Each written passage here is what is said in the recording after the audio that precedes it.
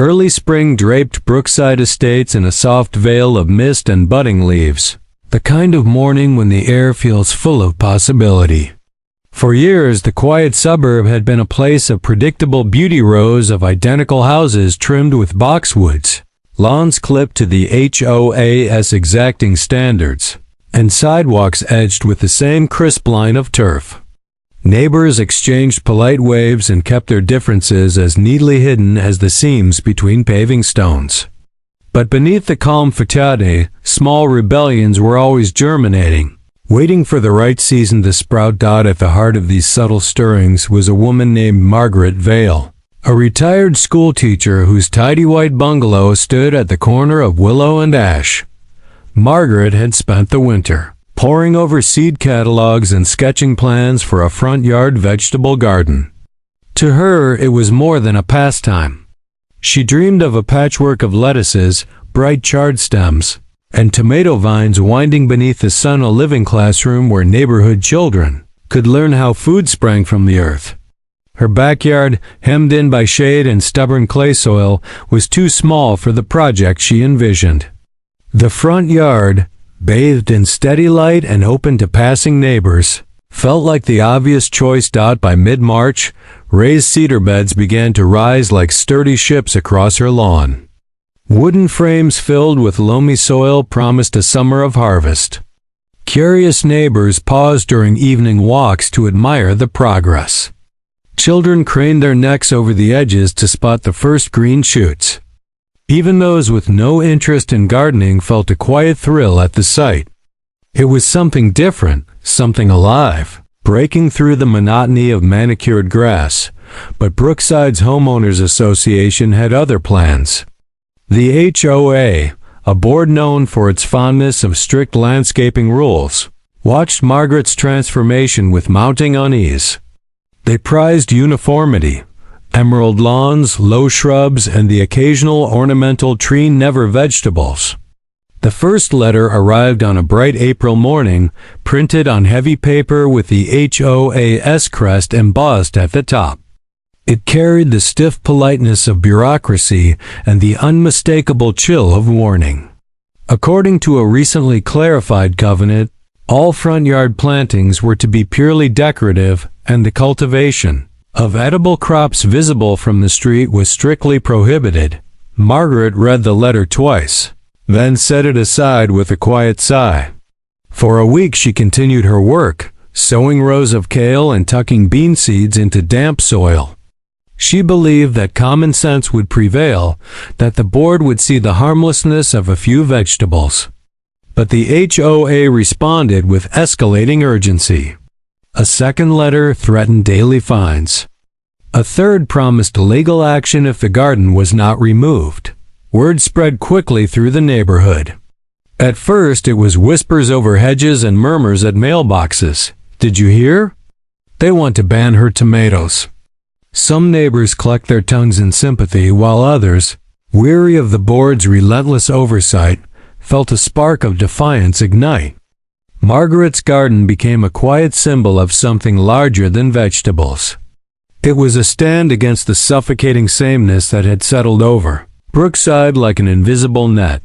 The situation drew in others who had long chafed under the HOA's rules. The Ramirez family recalled the time they were fined for painting their shutters a shade too close to red. Retiree Carl Jennings remembered being warned about hanging a bird feeder too prominently. Story fueled a growing sense of shared frustration, a realization that what happened to Margaret could happen to any of them. As April slipped toward May, the garden flourished despite the tension. Tender leaves unfurled toward the sun, and bees hovered lazily over blossoms. Children lingered after school to watch the plants grow taller by the day. Margaret greeted them with gentle smiles, offering tiny samples of peppery arugula or sweet strawberry runners. What began as a single woman's project was becoming a quiet gathering place, a pocket of life that refused to be hidden. The HOA board, led by its fastidious president, Leonard Briggs, convened an emergency meeting in the stuffy clubhouse at the edge of the subdivision. They debated fines and legal measures, worrying aloud about property values and aesthetic standards. Outside, a warm breeze carried the scent of earth and new growth across the neighborhood. Indifferent to their arguments, when the next letter arrived, this one stamped "Final Notice," Margaret felt the weight of choice pressing on her shoulders. She could yield, dismantling the bed she had so carefully built, or she could resist and face a costly battle. That evening, as dusk settled over Brookside, neighbors began drifting toward her yard, drawn by the unspoken knowledge that something more than vegetables was at stake. They stood quietly among the raised beds, the faint hum of crickets filling the air. One by one, their presence formed an unspoken alliance, a circle of solidarity beneath the fading light. Under the moon's silver glow, the seeds of a movement had been planted. What started as a solitary garden was becoming a cause that belonged to everyone. Brookside's residents were no longer content to remain silent under the HOA's watchful eye. The night carried a sense of quiet resolve, as if the very soil beneath their feet held the promise of change. By the time the porch lights flickered out and the street fell silent, the neighborhood had shifted in a way no rulebook could contain. The garden stood untouched, leaves shimmering softly in the dark, a living testament to resistance. Somewhere beyond the hedges, the board plotted its next move, unaware that a far greater plan was already taking root. The days following the HOA's final warning unfolded with an uneasy rhythm. On the surface, Brookside Estates looked no different than it always had. Lawns remained neatly trimmed, sprinklers ticked in perfect arcs across emerald grass, and flower beds lined with pansies and petunias bloomed in orderly rows. But beneath this pristine facade, a current of defiance flowed quietly, binding the residents in ways they had not felt in years. Margaret's garden had become the unspoken center of that defiance. Each morning she walked the rows of her raised beds, inspecting tender shoots of lettuce and watching bean vines stretch toward the trellises she had installed. Her actions carried the weight of silent rebellion. Passers-by slowed as they moved down the street, not to scold or criticize but to admire. Some even leaving behind small gift packets of seeds slipped discreetly into her mailbox, gardening gloves tucked beneath her porch swing, or notes of encouragement scrawled in hurried handwriting. The HOA board, however, doubled down. Their newsletters, once filled with updates about pool hours and landscaping services, now devoted entire sections to reminders about community standards. They framed Margaret's garden not as a simple breach of covenant, but as a threat to the uniform beauty of the neighborhood. Words like eyesore and non-compliance dripped through their letters with the cold precision of bureaucratic control. Yet, instead of discouraging residents, each new warning only sharpened the neighborhood's resolve. It was at this moment of tension that the idea of turning frustration into organized action began to bloom. Neighbors who once kept to themselves started to gather in small, informal clusters. Conversations that used to linger around weather and lawn care shifted to talk of rights, traditions, and the meaning of community. On warm evenings, Margaret's garden became a kind of town square, a place where ideas were exchanged as freely as seeds. The Ramirez family, long irritated by the board's micromanagement, were the first to suggest that the HOA's ban was not simply about aesthetics, but about control. Their words struck a chord, reminding others of fines levied for mailbox paint that was a shade too bright or holiday decorations left out a day too long. What happened to Margaret was not an isolated case but a symptom of a deeper problem, the steady erosion of individuality under the guise of protecting property values. As the discussions deepened, so did the bonds between neighbors.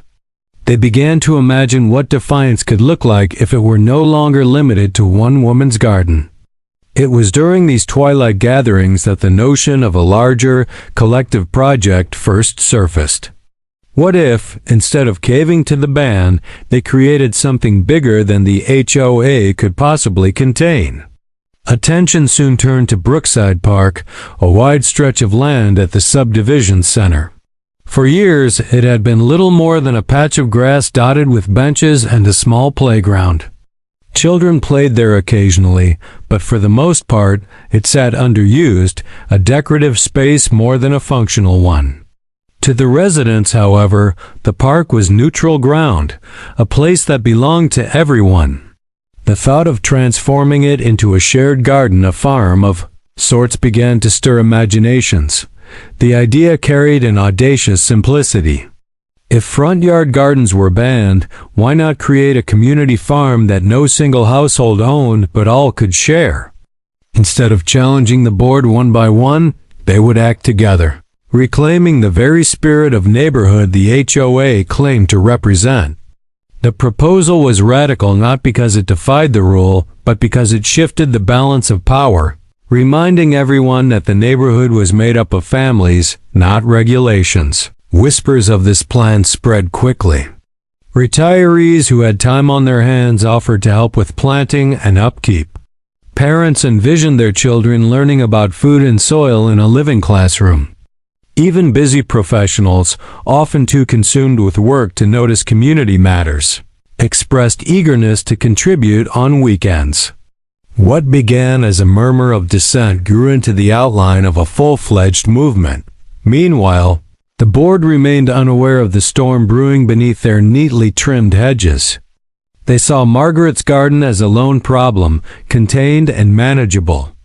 They did not notice the subtle ways neighbors lingered at the park, measuring with their eyes where rows of crops might fit, or the quiet meetings held in garages under the pretext of weekend barbecues. As May deepened and the days grew warmer, preparations became more deliberate. Residents began gathering supplies, spare wood for raised beds, bags of compost purchased in bulk, packets of seeds ordered discreetly online. Tools were loaned, plans were drawn, and a timeline began to take shape. The residents knew they were walking a fine line, but the thrill of unity outweighed the fear of reprimand. By the end of the month, a clear sense of purpose gripped a community. Margaret, once the quiet instigator, now found herself surrounded by allies. What had begun as her solitary fight was no longer hers alone. She watched with astonishment as neighbors who had barely spoken to one another for years now shared laughter, ideas, and determination. The board might have succeeded in banning her garden, but in doing so, they had inadvertently tilled the soil for something far larger to grow. The final spark came one evening when a group of children raced across the park, their voices carrying in the golden light of sunset. They stopped at the empty field and began sketching imaginary rows in the grass with their feet, laughing as they pretended to water invisible plants. Parents watching nearby exchanged knowing glances. The future was already calling, and it looked like rows of corn, beans, and squash stretching across the neighborhood's most underused space. By nightfall, the decision was all but made. Brookside Estates would resist not with angry words or lawsuits, but with shovels, soil, and seeds. Their collective farm would be a living symbol of unity, a reminder that communities thrived on cooperation, not conformity. The garden on Margaret's lawn had planted the idea. The park would become the proof. The first glimmers of action began quietly, like seeds pressed into cool soil. After weeks of hushed conversations over back fences and unspoken nods across driveways, the residents of Brookside Estates started to envision something far bolder than a few defiant tomato plants. Margaret's garden had become a living emblem of resistance, but the neighbors sensed that true change would require something larger, something impossible for the board to ignore. Under the cover of routine evening strolls, small groups formed along the sidewalks and beneath the soft amber glow of porch lights. Ideas were traded in low voices, not out of fear, but to keep their excitement contained. Someone proposed an informal meeting at the local library, a neutral place beyond the HOA's reach. The idea spread as naturally as ivy. By week's end, nearly every household had heard the invitation, slipped casually into conversation or tucked discreetly beneath welcome mats. The meeting filled the library's community room with a quiet electricity. Residents who had never shared more than a polite wave now gathered shoulder to shoulder, their faces a mix of determination and apprehension. They spoke of their frustrations with the board's overreach, the arbitrary rules, the mounting fines, the way creativity and individuality had been trimmed as neatly as the hedges they were forced to maintain. Yet their discussion quickly shifted from grievances to possibility. What if they turned their energy toward something constructive, something that embodied the very spirit of community the board claimed to protect?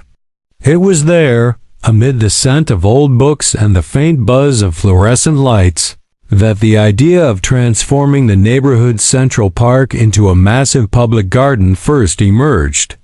The park had long been underused, a wide grassy expanse interrupted only by a tired playground and a few picnic tables. It offered open sunlight, ample space, and most importantly was city-owned rather than under HOA control. If they could gain municipal support, the board's authority would crumble like dry soil. Excitement rippled through the group. They pictured neat rows of vegetables, fruit trees edging the pathways, and vibrant pollinator beds where children could chase butterflies. They imagined weekend harvest festivals, community potlucks, and workshops where neighbors taught neighbors to compost or can tomatoes. The vision felt both radical and deeply wholesome, a direct answer to the board's narrow definition of beauty. The next days were a blur of quiet but determined activity. Volunteers divided tasks with the efficiency of seasoned organizers. One team researched city ordinances and discovered that public land could indeed be converted into a community garden with sufficient resident interest and council approval. Another group drafted a proposal weaving together environmental benefits, food security, and the promise of neighborhood engagement. A third team began mapping the park, noting where sunlight lingered longest and where water lines might be tapped.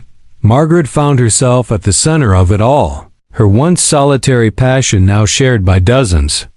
She offered her knowledge of soil preparation and crop rotation, her hands as steady with paperwork as with seedlings. Children she had never met before began dropping by her yard to ask questions about planting and watering, their eyes alight with curiosity. In those moments, she saw the future garden not just as a place to grow food, but as a classroom without walls. Meanwhile, subtle signs of their quiet rebellion continued to appear across Brookside Estates.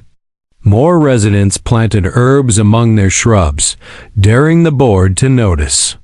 A row of sunflowers sprouted beside a mailbox, their golden heads turning boldly toward the sun. The HOA issued stern letters and veiled warnings, but their authority felt increasingly hollow. The energy of the neighborhood had shifted. Fear had given way to a calm, collective resolve. The board, sensing the change, attempted to tighten its grip. Notices arrived demanding immediate removal of unapproved plantings, each one dripping with officious language. Yet each notice only strengthened the residents' commitment to the larger plan. They knew the real battleground was no longer their individual lawns, but the expansive canvas of the public park. As spring deepened into early summer, the proposal neared completion.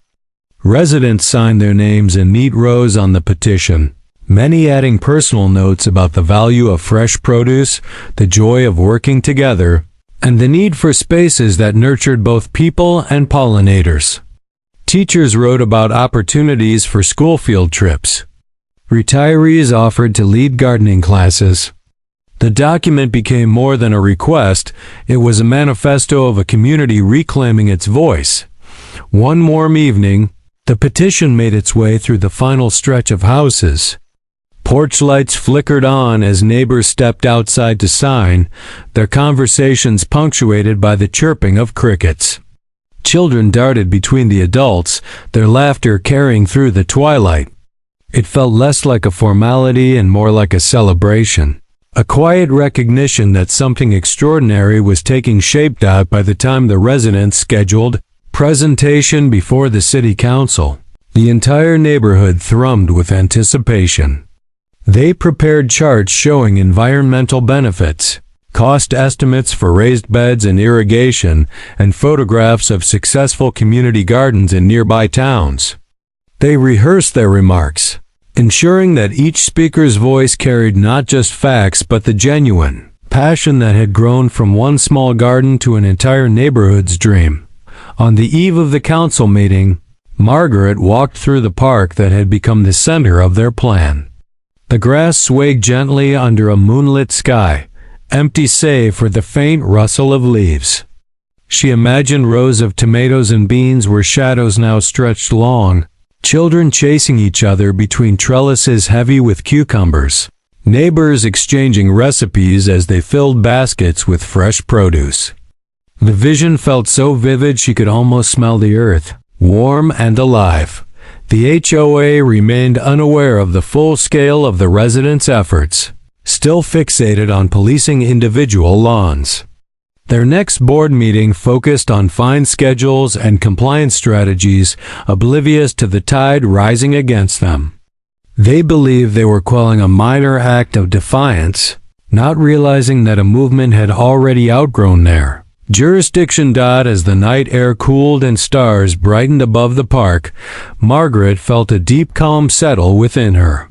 What had begun as a personal hobby and a quiet protest had become a collective mission, one that united young and old, newcomers and longtime residents.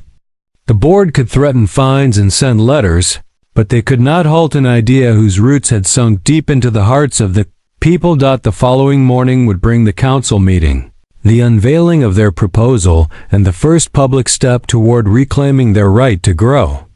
The residents of Brookside Estates were ready to show that a community's true strength lies not in uniform lawns or rigid rules, but in the shared act of cultivation of land, of relationships, and of freedom itself.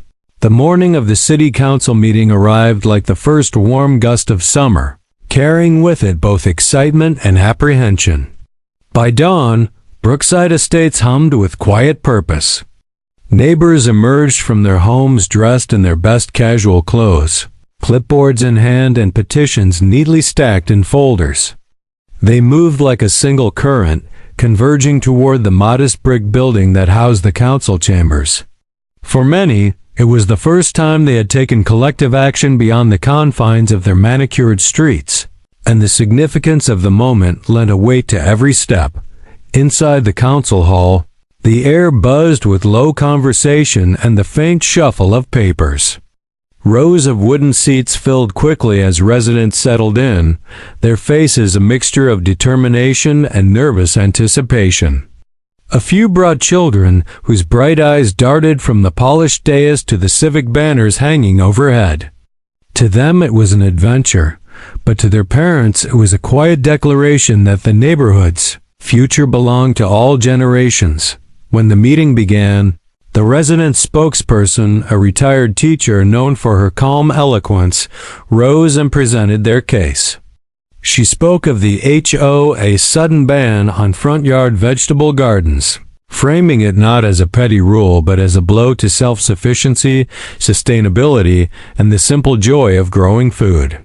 She described the proposal for a public garden in the Central Park, outlining its potential to foster education, environmental stewardship, and community bonding.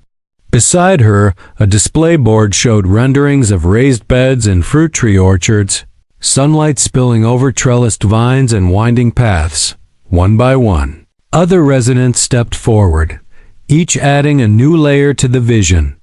A young mother described how her children had learned patience and responsibility by planting seeds with their grandmother. A retiree explained how a shared garden could help ease food insecurity for nearby families. A high school student presented data on pollinators, explaining how wildflower borders would strengthen the local ecosystem. The council members listened intently, their expression softening as they absorbed the breadth of the plan. What began as a challenge to a neighborhood rule soon revealed itself as something far larger. This was about civic pride, about reclaiming public space for the public good. When the final resident finished speaking, a quiet murmur of approval rippled through the audience. The council chair thanked them and promised a swift review. Though no immediate decision was made, the atmosphere as the residents left the chamber was buoyant. They had planted their vision in fertile ground. Back in Brookside Estates, however, a very different mood took hold. Word of the council presentation reached the HOA board before the first residents returned home. The board president, a man accustomed to controlling every detail of the neighborhood's appearance, felt his authority slipping like sand through fingers. He summoned an emergency board meeting that very afternoon, his tone clipped and urgent in the email announcement. Behind closed doors, the board scrambled to assess the situation. Their usual tools, warning letters, fines, and threats of legal action suddenly seemed flimsy. The park, after all, belonged to the city, not the association. Their jurisdiction ended at the edge of private lawns, and the realization left them momentarily adrift. Yet pride and fear of losing face pushed them to action. They began drafting statements to portray the residents as reckless and the proposed farm as an eyesore that would lower property values. In the days that followed, the board attempted a public relations counterattack. They circulated flyers claiming the community farm would attract pests, increase traffic, and create unsanitary conditions. They warned of declining home prices and hinted at rising crime, painting vivid pictures of chaos where neighbors saw only opportunity. But the narrative no longer belonged to them. Residents who once read the board's newsletters without question now tossed them aside. Their allegiance clearly shifted. Meanwhile, momentum for the park garden grew. Local newspapers picked up the story, intrigued by the image of suburban families banding together to reclaim their right to grow food. Reporters visited the neighborhood, capturing photographs of Margaret's original garden, now flourishing with kale, tomatoes, and the first hints of summer squash. Online comments praised the residents' creativity and criticized the HOA's heavy-handed tactics. Support poured in from surrounding communities. Nearby gardeners offered seedlings and compost. A local landscaping company pledged free mulch for the initial planting. The city council, sensing broad public enthusiasm, scheduled a formal vote for the following week. The once small rebellion had become a regional talking point, its reach extending far beyond Brookside Estates. Each evening, neighbors gathered in the park to refine their plans. They sketched layouts for irrigation lines and designated spaces for different crops grown along the sunny western edge, berries beneath the partial shade of old oaks, and herbs in raised beds where children could reach them easily. They discussed paths wide enough for wheelbarrows, compost stations disguised with decorative fencing, and a central pavilion for workshops and weekend markets. The collective imagination flourished like a field in high summer. The HOA board, watching from the sidelines, grew increasingly desperate. They dispatched a formal letter to the city, arguing that the project violated the character of the community. They threatened lawsuits, claiming that increased foot traffic would strain local resources. Yet their words carried little weight against the growing chorus of support. The board's authority, once unchallenged, now seemed brittle and out of touch. As the date of the council vote approached, a sense of inevitability settled over the neighborhood. The residents moved with a confidence born of shared purpose. Children painted cheerful signs with slogans about growth and unity. Elderly neighbors offered tools and advice gleaned from decades of gardening. Families donated spare wood, hoses, and bags of soil. Each contribution, no matter how small, felt like a stone in the foundation of something lasting. On the eve of the vote, Margaret stood once more in the quiet park. The evening air was heavy with the scent of honeysuckle, and the grass glowed silver under the moon. She imagined the transformation that awaited, the first breaking of soil, the laughter of children planting seeds, the gentle hum of bees weaving between blossoms. The vision was no longer hers alone, but belonged to everyone who had dared to dream alongside her.